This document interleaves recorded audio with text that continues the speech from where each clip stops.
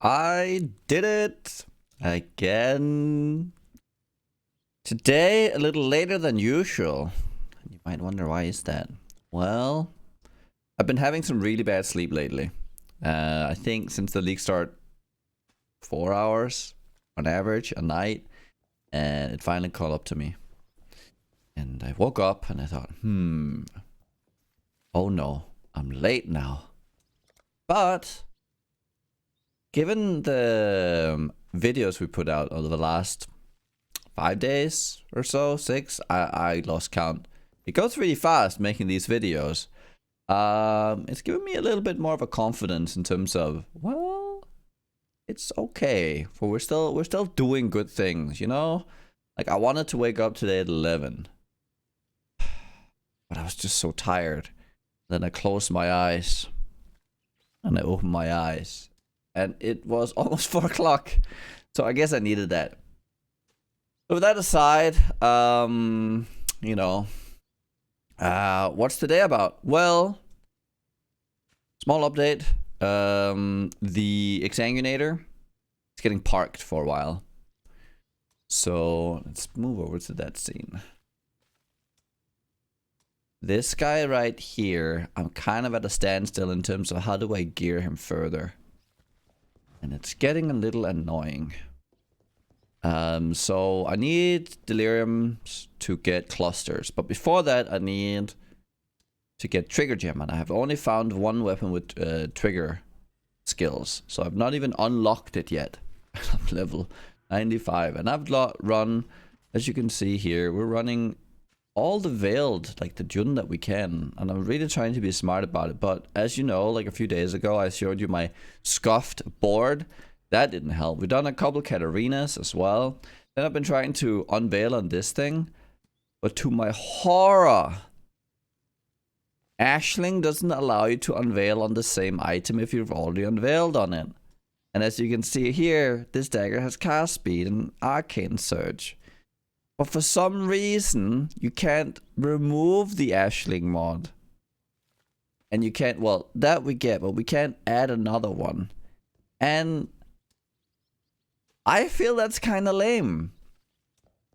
Especially since you have to find Ashling, put her back in her spot, and then run all the way and unlock Katarina. Maybe it should only be... I guess that... Okay, let's assume that we could put 2 T1 mods on there, and then the rest is unveiled and they're really powerful. Yeah. But that's still a gamble, because every single unveil is not a guarantee. So you're gambling 4 times, and you're investing 4 full Katarina runs into it as well. Second thing I thought of, well, in the past we could put 2 craft, if it's because it's a crafted mod or considered a crafted mod, even though it's permanent. Well, why not have something akin to like multi-modding, where you can pay an additional cost and then unveil twice?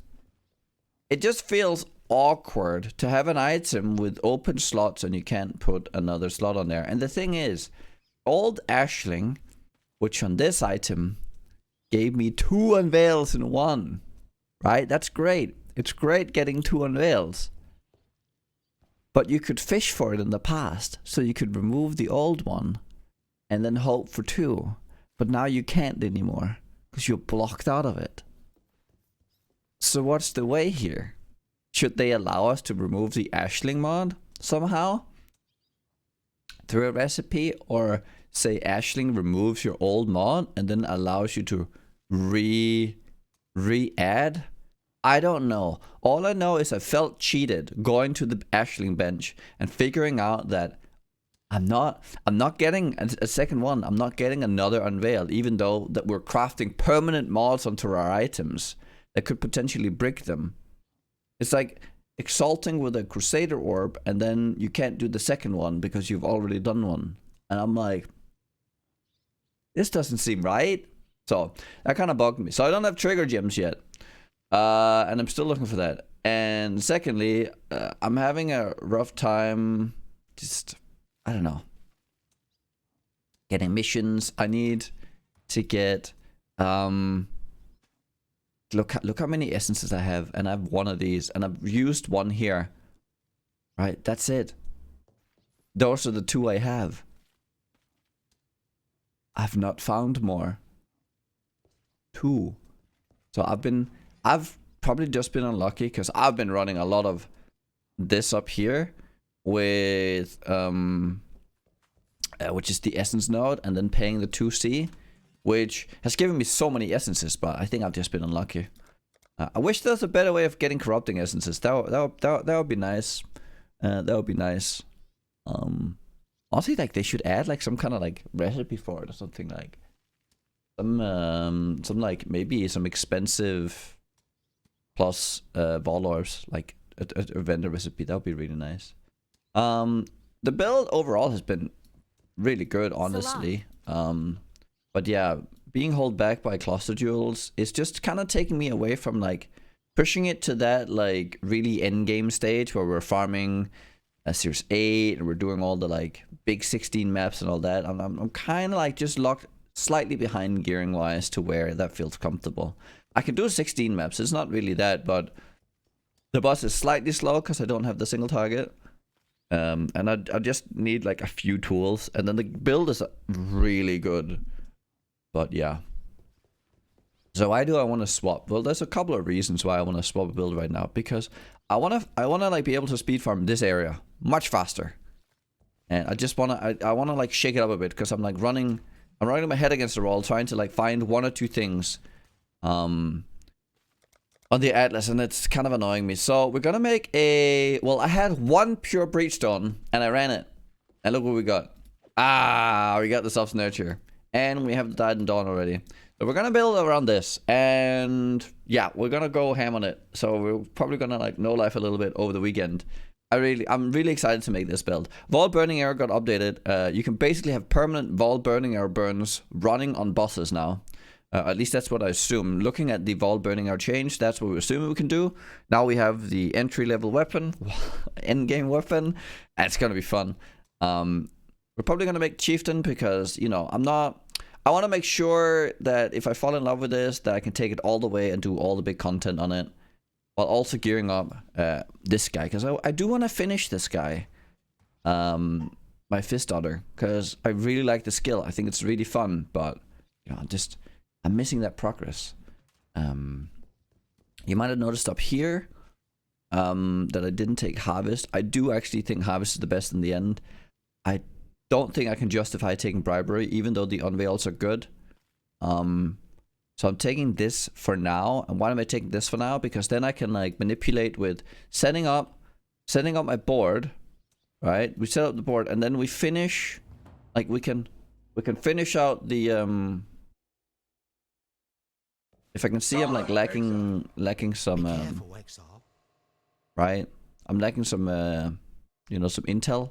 Like here in the beginning, for instance, I should probably just run Haywalk and pop all these out, like all the leaders out. Since they don't actually lose anything, they're now available, and I can see who I'm getting, right?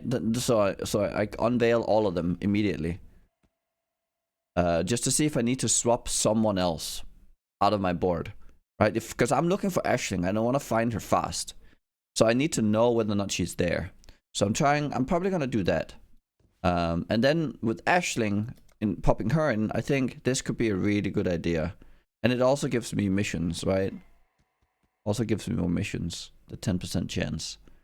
I do think the Grove, though, the Grove is really hard to say no to. So I think I might go the Grove next, just to when I am spamming these missions, that I can then, because like the Grove gives you a lot of master missions as well, and master missions are scarce now, a bit too scarce. I think one of the mistakes they might have done is they have gated the master missions way too high. Like they've been balanced around finding the watchstones of the Maven stuff, right? So we're like unlocking all the Maven stuff, then we're finding the watchstones to then give us a higher chance of finding a master in a certain area. But I still I wished it was like, this is my dream for masters have always been that we can sort of like decide what master we want to affiliate ourselves with and push a certain master rather than having this random RNG. you would rather be saying there are good options to get from all of them, and I have now chosen that I want to do these kind of missions way more often, right? So maybe doubling or tripling my master missions of 1, no matter where I run it. So it's not tied to the Atlas region, so I can just build up missions and do things for them maybe at the side. Maybe they have like things I need to do that increases their chances something. I don't know, but being tied to running the full Maven Crest line and all that, and upgrading these and upgrading my Watchstones and getting to T16 so I can get some missions, that feels really, it feels so tedious that I have to like, it's like everything kind of blossoms at the end, but nothing kind of gets done early. And these, like, if you get stuck at any point in progression, you feel really stuck. I know how to play, you know, I know how to like go through this, and still I'm thinking, man, it's a long road. Especially if you are not playing like the super meta build where you just kind of blow through everything. Because I mean, if I play my DD character again this league, I'll be like rolling in T16s and all that probably. And it would look very different. But I chose a different route, and I had some different goals in terms of what I wanted first as like the tools I needed on a different character. That would take me a little bit longer during the mapping phase, but hopefully would come out on the other end a little better. Or I would come out like a little slower, but it wouldn't really be a problem because, you know, once I achieve those things, you know, we'd just be rolling into like hybrid maps anyways. So on softcore though, this build will just, I mean, we'll be in hybrid maps already, so that wouldn't be a problem. Maybe it's just like an SSF problem, I don't know. You tell me, guys. What do you think about the changes to the Atlas and the missions? Have you like noticed something that stood out? I mean, I really love the fact that we can make these, like, look at this temple I have here. This is really nice. Where did I put it? Temple. Is it in here? Yeah. I think it's this one. Oh, look at that. It's like a map room. It's a corruption room. It's a box room. I forget one of the rooms. Toxic Grove.